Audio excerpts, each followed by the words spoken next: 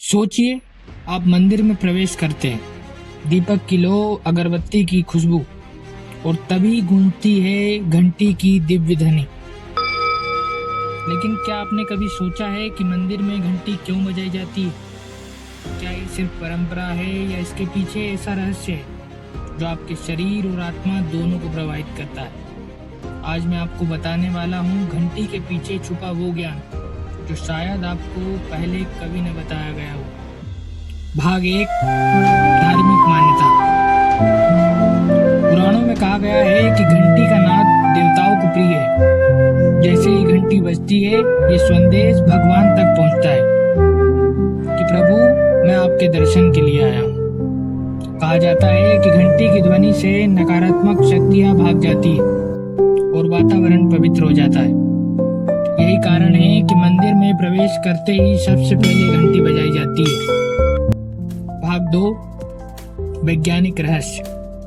अब जरा विज्ञान की नजर से देखें। जब आप घंटी बजाते हैं तो उसमें से 7 सेकंड तक गूंजने वाली ध्वनि तरंगे निकलती है। ये तरंगे आपके दिमाग में अल्फा ब्रेन वेव्स उत्पन्न करती है, जिससे आपका तनाव तुरंत कम हो जाता है और मन एकाग्र होकर भगवान की ओर केंद्रित हो जाता है।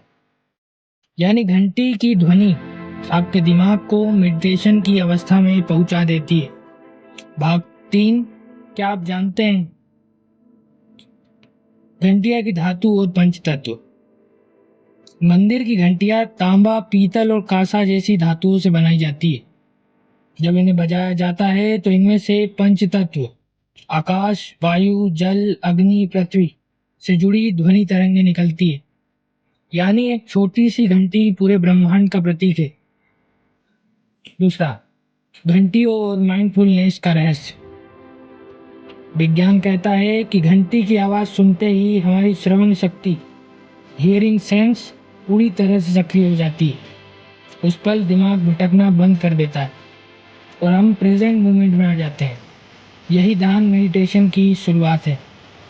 नकारात्मक ऊर्जा पर असर। घंटी बजने पर बनने वाली ध्वनि तरंगे मच्छरों और कीटाणुओं को भी दूर करती है। यानी ये न केवल धार्मिक रूप से पवित्र है, बल्कि स्वास्थ्य के लिए भी लाभदायक है। वास्तुशास्त्र और घंटी।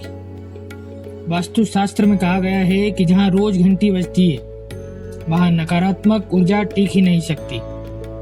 यही वजह है कि मंदिरों में बड़ी घंटियां लगाई जाती है, ताकि पूरा क्षेत्र पवित्र बना रहे। मस्तिष्क के 7 केंद्र, चक्रास।